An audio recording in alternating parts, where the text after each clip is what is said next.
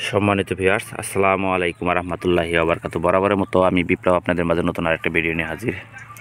তো আমি আজকে আসছি আমার যে করলার প্রজেক্টে। এখানে মোটামুটি 10-12 শতাংশ জায়গা। তো আমি আপনাদের একটু দেখানোর চেষ্টা করতেছি যে এখানে কিন্তু আমার এই জায়গাটা পরিত্যক্ত একটা জায়গা ছিল। আর ওই নিচে হচ্ছে কচু লতিরাজ বাড়ি 1। আপনারা জানেন আমি সবসময় বাড়ি 1 নিয়ে কাজ করি। নিউটন, পানি কচু, লতিরাজ বাড়ি 1 আর কাঠকচু হয়েছে পানি কচু 1। আর আপনাদের মাঝে একটু দেখানোর চেষ্টা করতেছি যে আমি কি জাতের করলা লাগাইছি। আর এটা একটা পরিত্যক্ত একটা জায়গা ছিল। এই জায়গাটা পুরোটা একটা জায়গা পরিত্যক্ত ছিল। তো এখানে আসলেও এগ্রি 1-এর লিডার করলা, ছোট জাতের যে করলাটা, এটা হচ্ছে লিডার করলা। ইনশাল্লাহ গাছটা অনেক গ্রোথ সম্পন্ন, অনেক সুন্দর গাছ হয়েছে। তো আমি এখানে মাছা দিব না, কারণ মাছা দিলে এখানে আমার সমস্যা। কারণ এখানে পোলাপানের সাইডে দেখেন বল খেলে, কারণ ভিতরে বল আসলে পরে আসতে পারবে না, বল নিতে পারবে না, তখন জাল আমার মাছা ভেঙে ফেলাবো। যার কারণে আমি এখানে মাছা দিতেছি না। আর পাশাপাশি হইতেছে আমার পানি দেওয়ার একটা সমস্যা হয়, মানে কয়েকটা সমস্যা মিলে আমি এখানে মাছা দিতেছি না।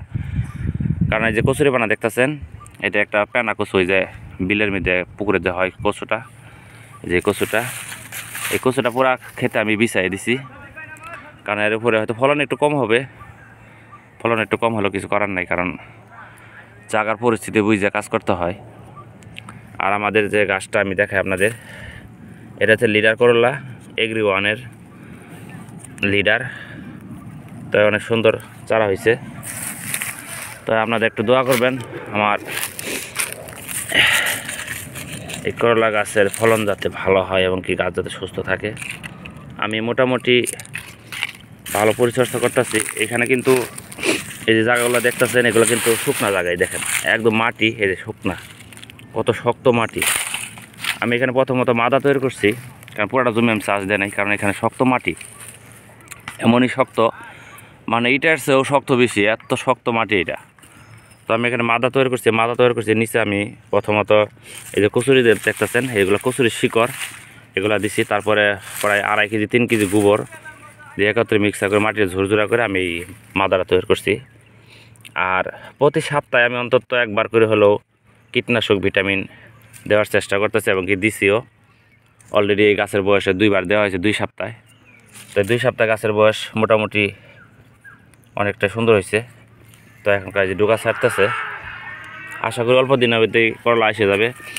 তো আপনাদের একটু ঘোরায় দেখাই, প্রতিটা গাছই কত সুন্দর হয়েছে এরকম। তাই আর মাটিটা একটু দেখাই, আমার শরীরটা বেশি একটা ভালো না, অসুস্থ, ঠান্ডা লাগছে। তো সবসময় জমিতে কাজ করতে হয়, যার কারণে জমিতে না এসে পারি না। এই যে মাটিটা আমরা দেখাই, যেটা কত শক্ত মাটি, কত শক্ত মাটি, এই যেগুলো শক্ত মাটি, দেখেন কী অবস্থা। তারপরেও ইনশাল্লাহ আপনাদের দোয়া ও ভালোবাসাই অনেকটা সুন্দর হয়েছে গাছগুলা। এই যে আশা করা যায় ফলনও ভালো হবে ইনশাল্লাহ। আমি এখানে মাদা তৈরি করছি মোটামুটি, এই যে জায়গাটা দেখতেছেন, এই জায়গাটা প্রায় 150 মাদা আছে, 150টা মাদা আছে পুরোটা জমিতে। তো 150টা মাদার ভিতর আমি মোটামুটি এগ্রি 1-এর যে বীজ, আমি 7 প্যাকেট বিচি নিয়ে আসছি। 7 প্যাকেট বিচির দাম হয়েছে 1400 টাকা, প্রতি প্যাকেটে 200 টাকা করে নেয়। আমার অনেক বিচি মায়ের গেছে। প্রথমত 2টা করে দিছি আমি বিচি, একটা প্যাকেটে 55টা করে বিচি থাকে। পর কিছু বিচি রাখছিলাম, রাখার পরে আমি পরবর্তী সময়ে যে বিচিগুলো দেওয়া হয়েছে, যেগুলো কিছু বিচি মায়ের গেছে। আর গাছটা আপনাদের একটু ঘোরায় ঘোরায় দেখায় আমরা জমিটা, তো অনেক শক্ত জমি।